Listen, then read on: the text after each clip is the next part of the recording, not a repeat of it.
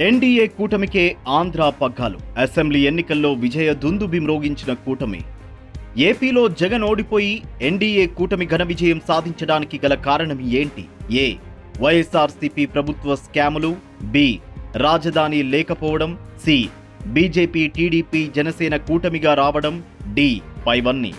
రసవత్తరంగా జరిగిన సార్వత్రిక ఎన్నికల్లో ఆంధ్ర రాష్ట్ర ప్రజలు సైకో పాలనకు బై చెప్తూ అభివృద్ధికి పట్టం కట్టారు. కొత్తగా ఏర్పడిన రాష్ట్రానికి అనుభవజ్ఞుడైన నారా చంద్రబాబు నాయుడు గారు ముఖ్యమంత్రి అయితే రాష్ట్రం అన్ని విధాల అభివృద్ధి చెందుతుందని భావించిన జనాలు 2014లో టీడీపీని గెలిపించి చంద్రబాబు నాయుడు గారిని సీఎం చేశారు. ఆయనకున్న రాజకీయ అనుభవం, దూరదృష్టితో, విజనరీ ఆలోచనలతో చరిత్రలో ఎవ్వరూ చేయనటువంటి, భవిష్యత్తులో చేయలేనటువంటి విధంగా రాజధాని కోసం రైతుల వద్ద నుండి భూములు సేకరించారు.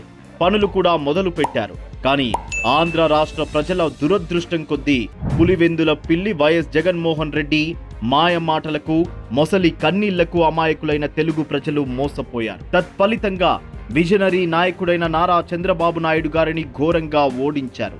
దీంతో ఒక్కసారిగా ఆంధ్ర రాష్ట్ర అభివృద్ధి ఆగిపోయింది. పిచ్చోడి చేతికి రాయి దొరికినట్లు సైకో చేతికి రాష్ట్రం దొరికింది. రాష్ట్రానికి రావాల్సిన పెట్టుబడులు ప్రక్క రాష్ట్రాలకు తరలిపోయాయి. ఒక్క ఉద్యోగ నోటిఫికేషన్ లేదు. ఉన్న ఉద్యోగాలకు రిక్రూట్మెంట్ లేదు. ప్రభుత్వ స్థలాల అమ్మకాలు, ఇంకొన్ని ప్రభుత్వ ఆస్తులు తాకట్టు పెట్టి స్వప్రయోజనాల కోసం ఉపయోగించుకోవడం, రౌడీయిజం, గూండాయిజం పేట్రేగిపోవడం పరిపాటి అయిపోయింది. రాష్ట్రం కోసం కాకుండా కొద్ది మంది వారి రెడ్డి కులస్తుల మెప్పు పొందడం కోసం రాష్ట్రాన్ని అన్ని విధాలా నాశనం చేశాడు జగన్మావయ్య. అవసరం లేని వాలంటీర్ వ్యవస్థను పెట్టి కుటుంబంలోని ప్రతి ఒక్కరి డేటాను దోచేశాడు. ఇసుక మాఫియాతో ఎవరు ఊహించనంత సొమ్ముని కాజేశాడు.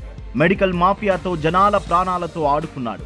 ఆఖరికి దేవుని ఆస్తులను కూడా స్వాహా చేయాలని శతవిధాలా ప్రయత్నించాడు. కొంతవరకు సక్సెస్ అయ్యాడు.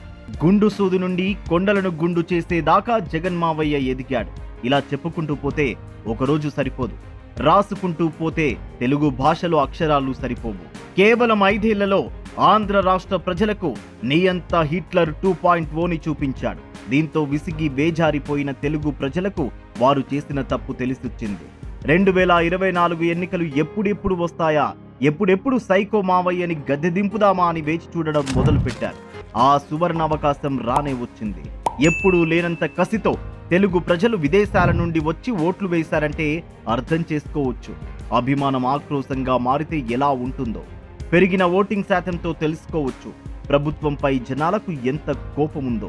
గొర్రె కసాయి వాడిని నమ్మినట్లు అమాయక ప్రజలు సైకో జగన్ రెడ్డిని నమ్మారు. నరకయాతన అనుభవించారు. నేటితో ఆ బానిస సంఖ్యలు తెంచుకుని చరిత్రలో సువర్ణాక్షరాలతో లిఖించే విధంగా బీజేపీ టీడీపీ జనసేన కూటమిని ఘనంగా గెలిపించారు. ఈ కుటిల రాజకీయ కురుక్షేత్రంలో అర్జునుడికి శ్రీకృష్ణుడు తోడైనట్లు చంద్రబాబు నాయుడికి ప్రధాని మోదీ తోడయ్యారు. చాణక్యుడికి చంద్రగుప్తుడు దొరికినట్లు చంద్రబాబు గారికి పవన్ కళ్యాణ్ గారు దొరికారు. అప్పుడొచ్చాయి ఆంధ్రప్రదేశ్కి మంచి రోజులు. అవి ఈ రోజుతో నిజమయ్యాయి. ఈ విజయం ప్రజలది. ఈ విజయం సామాన్యులది. ఈ విజయం చదువుకున్న నిరుద్యోగులది. ఈ విజయం అందరూ ఉన్న అభాగ్యులది. ఈ విజయం అన్నీ తెలిసిన అమాయకులది.